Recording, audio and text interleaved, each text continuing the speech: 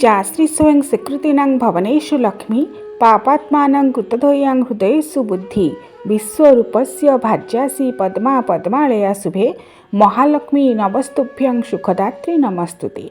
जी समस्त लक्षणर अधिकारिणी, जी क्षीर समुद्र तनया क्षीर समुद्र राजजेमा विष्णु बक्षस्थल स्थिता ए संसारर पालनकर्त्री दशविध लक्षणर अधिकारिणी, जहाँ पाखरे समस्त ऐश्वर्य विभव श्री सबुकिछि निहित रही से माँ लक्ष्मी, जहाँ को आमे पूजा उपासना करिथाउ मनुष्यर कल्याण निमित्त ए समग्र जगतर कल्याण पाई जो अमृत धारा को वर्षण करिथांती से माँ लक्ष्मीकर अनेक स्वरूप रही। साधारणतः माँ को अष्टलक्ष्मी स्वरूप रे पूजा करा जाए। तेबे आसंतु जानिबा अष्टलक्ष्मी संपर्क रे एवं तांकर बीज मंत्र संपर्क रे। केउ मंत्र को उच्चारण करी माँ लक्ष्मीकर अष्ट स्वरूप 8टी स्वरूप को आमे पूजा करिबा। माँ लक्ष्मीकर अष्टलक्ष्मी स्वरूप हेउछंती ऐश्वर्य लक्ष्मी, गजलक्ष्मी, धनलक्ष्मी, अधिलक्ष्मी, कीर्तिलक्ष्मी, वैभव लक्ष्मी, विजय लक्ष्मी एवं वाणिज्य लक्ष्मी। जदिओ माँकर अनेक स्वरूप अनेक नाम संयुक्त करा जाइछि आदि लक्ष्मी, धनलक्ष्मी, धान्य लक्ष्मी, श्रीलक्ष्मी, तेबे साधारणतः पूजा आराधना करने समय आमे माँ लक्ष्मीकर जो अष्टलक्ष्मी जंत्र को रखि थाउ से जंत्र रे माँकर एही 8टी स्वरूप को अष्टलक्ष्मी भाव में पूजा करा जाए। तेबे आसंतु जानिबा माँ अष्टलक्ष्मीकर बीज मंत्र संपर्क रे बा सिद्ध मंत्र संपर्क रे जो मंत्र को उच्चारण करी माँ लक्ष्मीकर पूजा आमे करिबा। सर्वप्रथमे माँ ऐश्वर्य लक्ष्मीकर बीज मंत्र हेउछि ओं श्री ऐश्वर्य लक्ष्मी नमः। माँ गजलक्ष्मीकर मंत्र हेउछि ओं ह्रीं श्रीं नमः श्रीं ह्रीं ओं। माँ धनलक्ष्मीकर बीज मंत्र हेउछि ओं ऐं श्रीं क्लीं ह्लीं धनलक्ष्मी स्वाहा। माँ अधिलक्ष्मीकर बीज मंत्र हेउछि ओं श्रीं क्लीं अधिलक्ष्मी नमः। माँ कीर्तिलक्ष्मीकर बीज मंत्र हेउछि ओं आं ह्रीं श्रीं क्लीं हसौ जगत प्रसूते कीर्तिलक्ष्मी नमः। वैभव लक्ष्मीकर बीज मंत्र हेउछि ओं आं ह्रीं श्रीं क्लीं वैभव लक्ष्मी नमः। माँ विजय लक्ष्मीकर बीज मंत्र हेउछि ओं ऐं ह्रीं क्लीं विजय लक्ष्मी नमः। वाणिज्य लक्ष्मीकर बीज मंत्र हेउछि ओं ह्रीं श्रीं क्लीं चामुंडा देवी स्वाहा। माँ अष्टलक्ष्मीकर एही 8टी बीज मंत्र को आपण माने पूजा समय पूजा करि परिबे।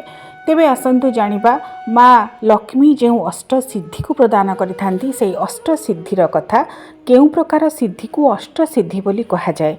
साधारणतः एही 8 प्रकार सिद्धि को अष्ट सिद्धि कहा जाए, जहाँ हेउछि अणिमा, महिमा, लघिमा, गरिमा, प्राप्ति, प्राकाम्य, वसित्व एवं ईशित्व।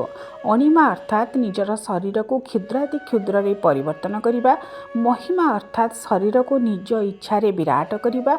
लघिमा अर्थात शरीर को वायु ठारू अधिक हल्का करिबा। गरिमा अर्थात शरीर ओजन को निज इच्छा रे स्व इच्छा रे वृद्धि करिबा। प्राप्ति अर्थात इच्छा मात्रे वस्तु प्राप्ति हेबा। प्राकाम्य अर्थात स्व इच्छा रे शरीर को सुस्थ सुंदर तरुण रखिबा। वसित्व अर्थात पंचभूत तथा समस्त प्राणी मान को आपणा वशरे रखिबा। एवं ईशित्व अर्थात विश्वर समस्त पदार्थ को निजर इच्छा अनुसार बदलाइबा।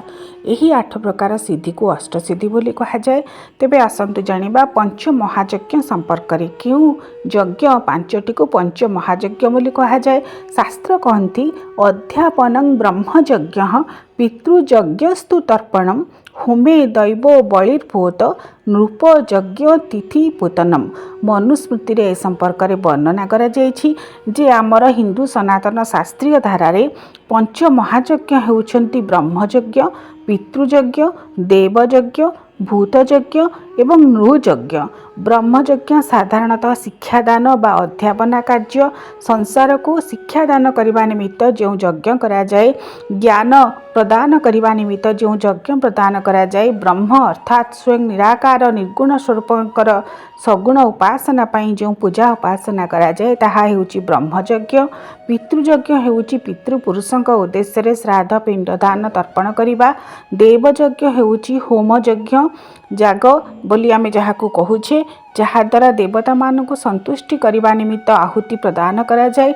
भूत यज्ञ हेउछि पंच बलि बलि प्रदान करी भूतादि को संतुष्ट करा जाए एवं नृ यज्ञ हेउछि अतिथि प्रजन। एहिपरि भावरे पंच महायज्ञर व्यवस्था आम शास्त्र रे करा जाइछि।